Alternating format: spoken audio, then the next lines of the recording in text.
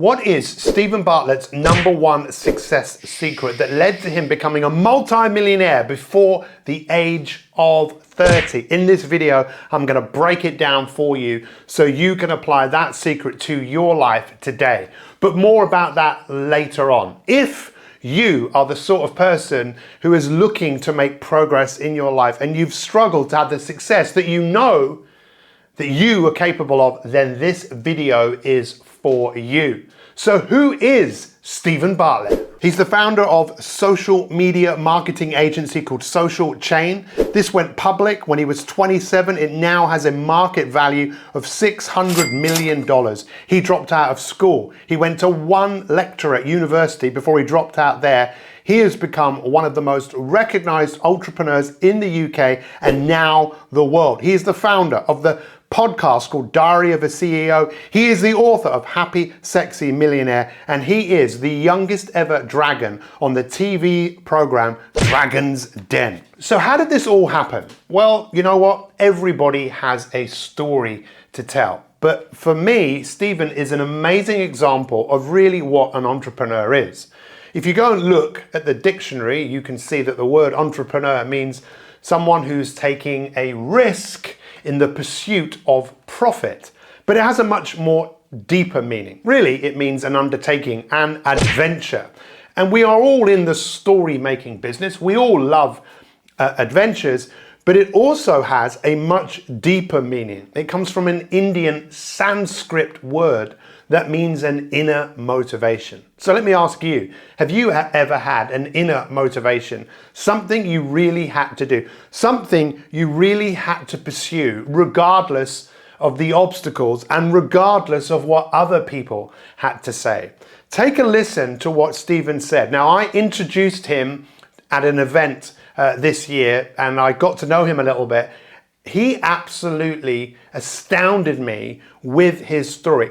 Check out what his mum said when he decided to leave university and start his own business. I called my mum, said, "Mum, I've got this business idea, I'm going to start a business." She said, "If you start the business, I'll never speak to you again."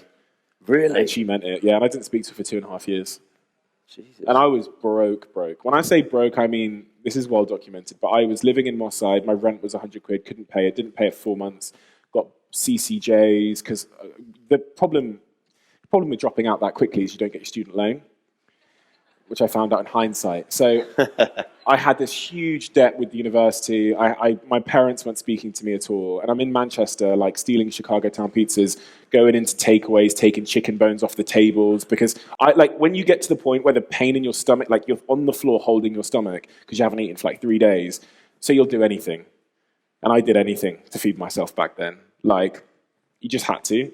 But, you know, it sounds miserable, but I was as happy then as I am now. And I reflect on that a lot. And people, when I say that, people don't believe me. And I've always wondered why. But I was pursuing myself. Amazing, right?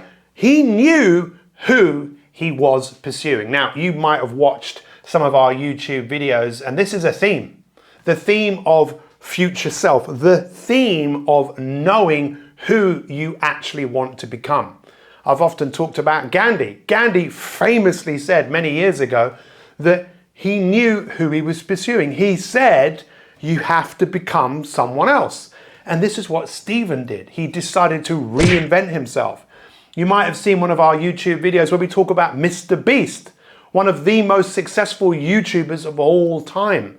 When he was only 17 years old, he made a series of videos where he was talking to his future self. In fact, when you finished watching this video, make sure you watch that video.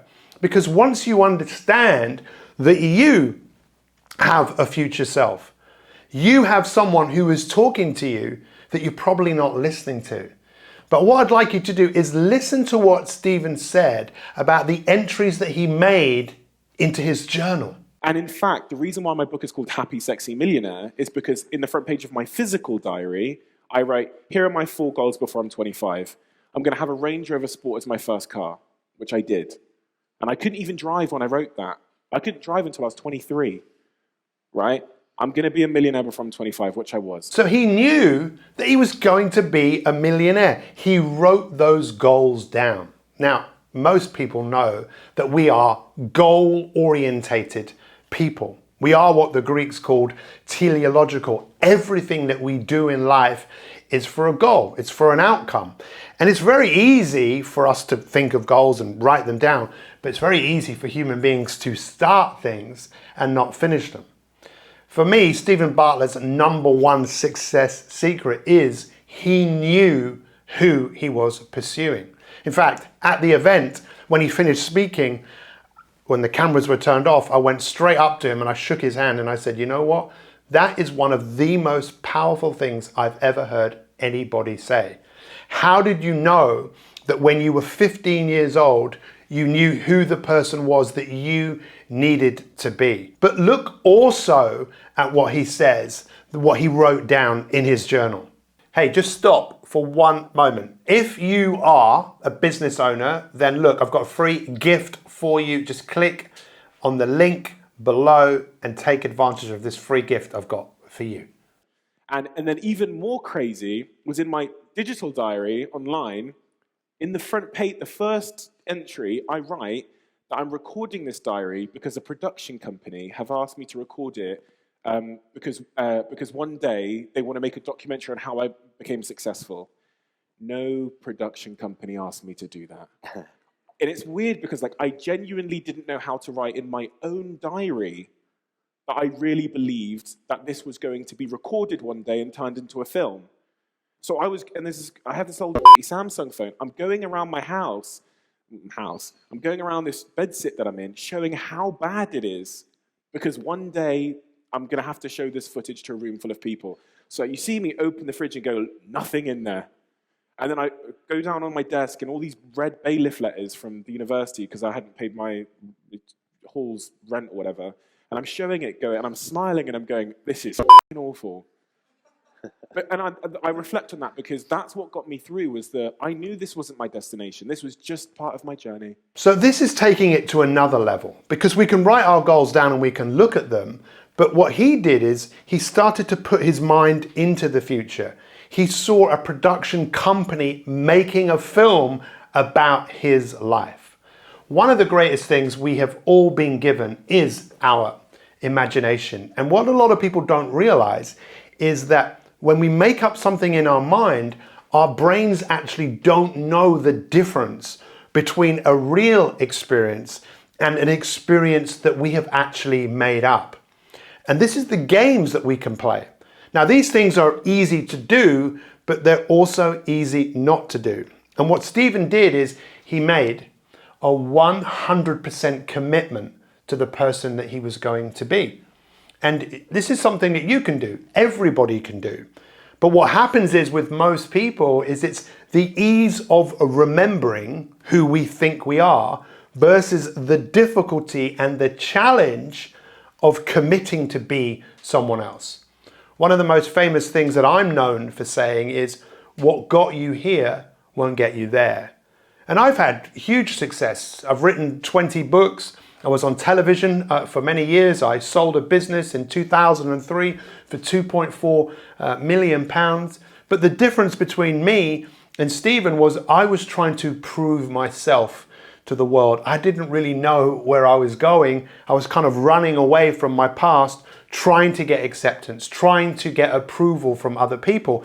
And this is what drives a lot of people, but it would only take you so far. In my case, I burnt out massively in my 20s, and it took me until I got into my 40s to really understand there is a future self.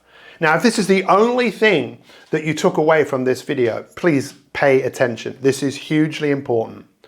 Everything we do, we know, is driven by our view of the future. Most people's view of the future, it doesn't go very far. Most people know who they're going to be tomorrow, next week, next month. But beyond that, we don't know who that person is.